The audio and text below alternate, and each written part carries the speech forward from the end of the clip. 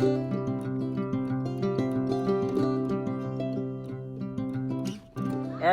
what's going on, everyone? Hey, this is Brandon from The Whistling Life. As promised, I'm bringing you a review video on the 5-ton earthquake splitter that I bought. So we'll give you a quick little overview here of it. This is what it looks like. I'm gonna do a little quick walk around, if the dog will let me.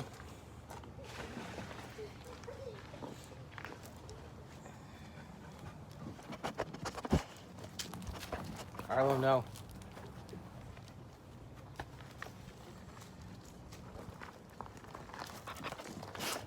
So it's a pretty simple little machine. It is a hi Arlo, hi.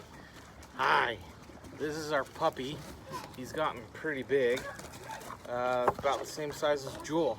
So Jewel's our healer. This is our 3-year-old healer, and then Arlo, hi. This is our German Shepherd mix, and he's only 10 months old, and he's the same size as Jewel. He's gonna be a big boy.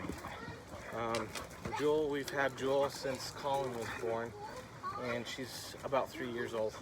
So anyway, so yeah, the splitter, this thing, and I picked it up at a place called AIH. It's an industrial tools store, and stop.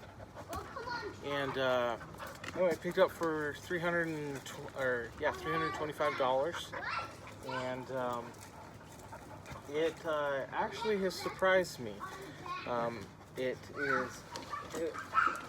can't afford a nice gas splitter like I would like to have. I don't think I have quite reached the amount of splitting, you know, I could justify having a $1,000 to a couple $1,000 splitter.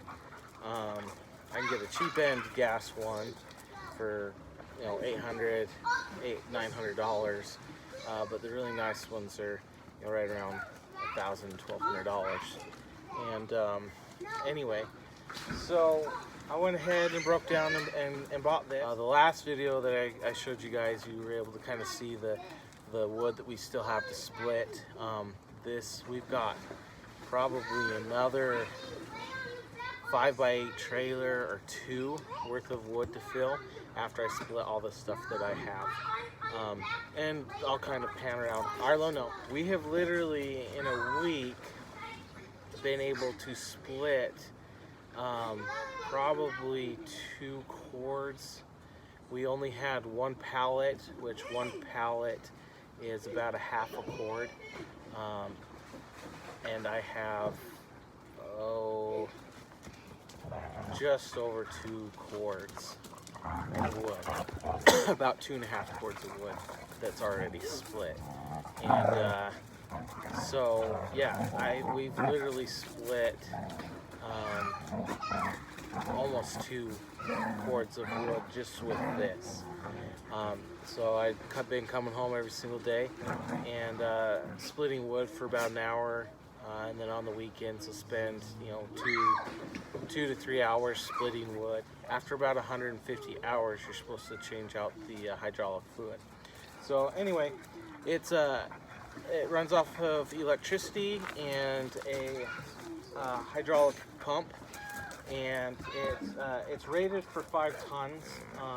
I have once had it not jam. It hasn't jammed on me, but once I had it stop because it was too much, and that was because I had it positioned. I had the lock positioned where it was splitting right on a knot. And so once I repositioned it, it went right through it. I have been splitting anything from, you know, 2 to 3 inches in diameter on up to probably 14 inches in diameter. And this thing splits it really well. I'll kind of go through and show you. So to operate it, you've got the green lever back here that you push down, and that unlocks it. It's a 2-hand operation. that's kind of, I guess, pretty typical. It's kind of frustrating because you have to use both hands. I guess I could create a wedge or something for the safety lever here. So you push the lever down, and then you push and hold the button, and that turns the pump on and allows it to move forward. It starts pressurizing the thing here.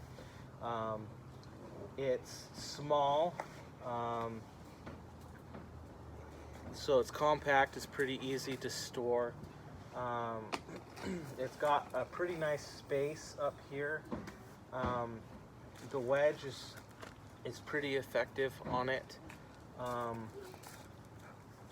Yeah, I mean, it was simple to put together. I literally opened up the box, put the rear wheels on back here, and put pin through the axle, and it was good to go. Plugged it in and started splitting. So that was pretty cool. The platform up here does seem to, it definitely shows its use. I'll kind of show you real quick. See, it's kind of eroded away at the paint.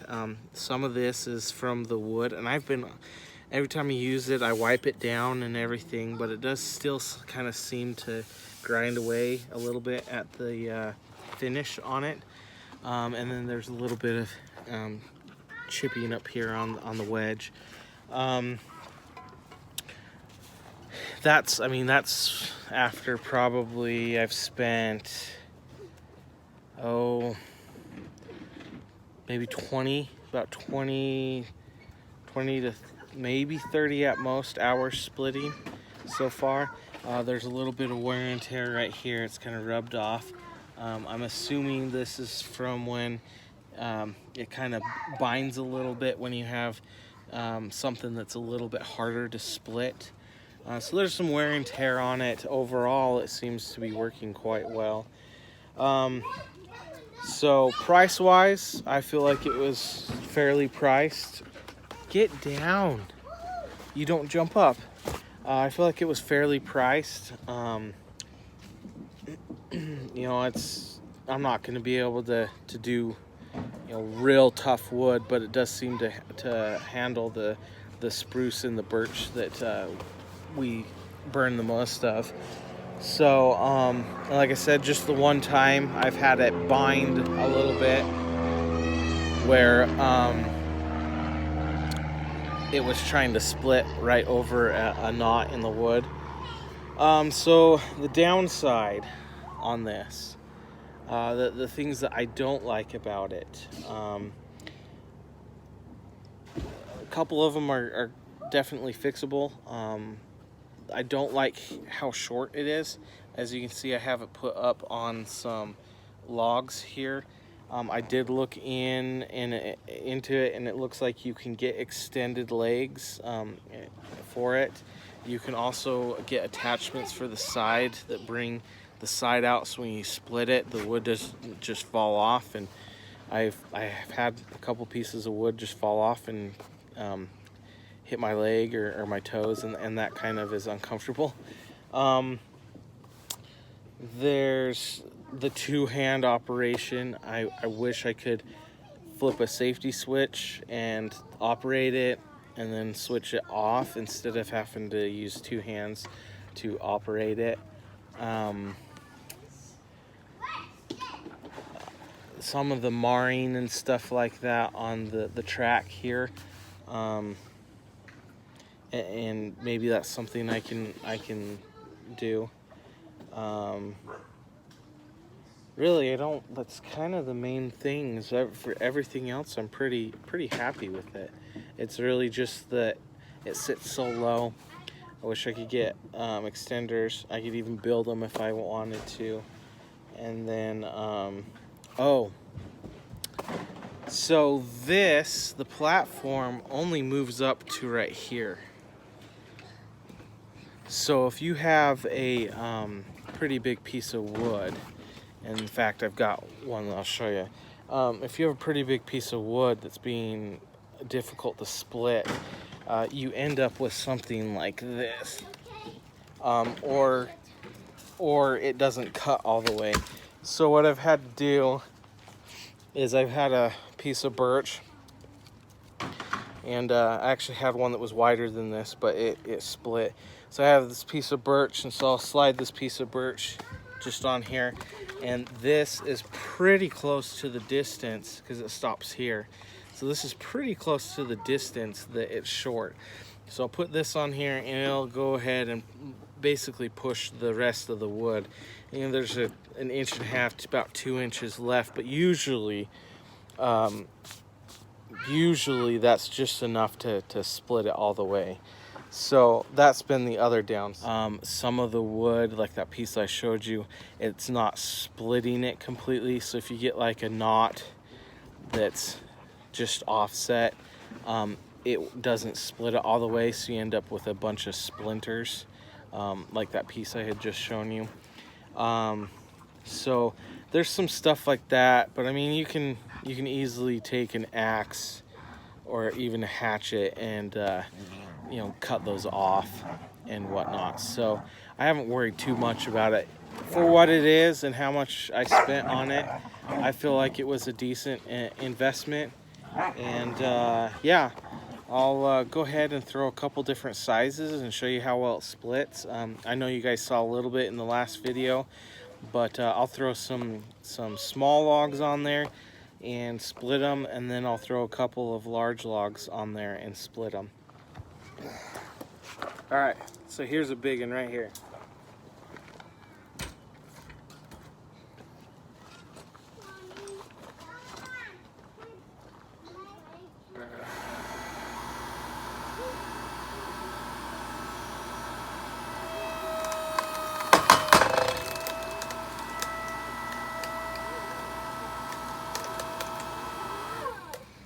See, that's about as far as it'll go. So it split, but it's still got a little bit here in the middle. So I just load up that little spacer piece. Watch out, Arlo. Sometimes it works, sometimes it doesn't. So then what I do is I just kind of push on it a little bit.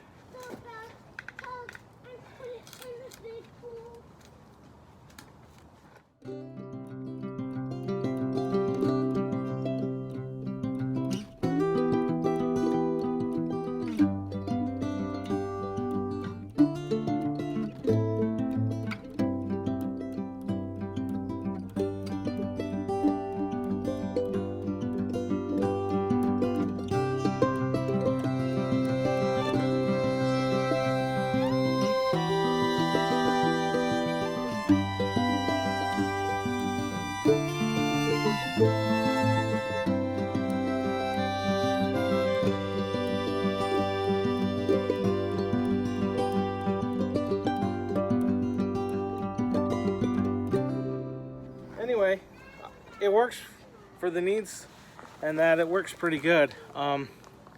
It doesn't move quite as fast as I had expected. The gas ones kind of move a little bit quicker, but at the same time, it's probably a little safer. It doesn't move as quick. And then, like I said, I just realized as have my head down with the lever and the button, it places my head and face down a little bit, which could possibly be a safety issue. But anyway, other than that, that's the review, and like I said, I'm thoroughly happy with it. Once again, it is called the Earthquake 5-ton electric splitter. You can find it on Amazon. You might be able to find it at your local hardware store. I can look and see if I can find the link and put the link down at the bottom of the video so you guys can check it out. All right, so we've got this pile here to split. I may or may not get to what's there on the rack. Those will probably just stay as rounds, and then we can split them as we need them, because as you can see, so this was 3/4 of the way full. We finished filling it up. So pretty much from this row up we completely filled that and this one. That's completely full. That right there, this right here is an entire cord of wood. So we have 1, 2 and a half cords. So we've pretty much split 2 cords here and then like maybe 1/8 of a cord just with the splitter. So we still have, like I said, we still have all this wood over here that we've got to split, and we've got at least 1 more trailer load to go pick up, maybe 2. So about what we had for all of winter last year, and we went through it pretty quick.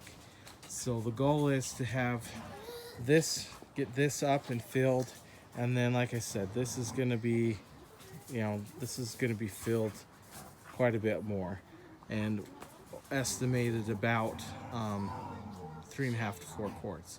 So we figure if we have around 4 cords, that's nearly double what we had last winter, and we should be okay. Our heating bill was only about 50 bucks, maybe $70,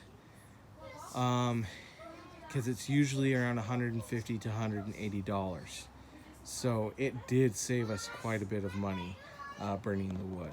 And so far, the only thing that we've spent on this is our time. So if you guys have any suggestions on something you would like us to buy or try out, in that, maybe we can reach out and see if we can get some affiliates, or even just straight up buy them and try them out. Go ahead and leave us a comment and suggestion. We'll look into it, see if it's something that we can use. If it's something we'll use, we'll probably go ahead and give it a shot and then do a review on it. So like this, and if you haven't subscribed already, go ahead and hit that subscribe button, and we'll see you in the next video. Have a great one.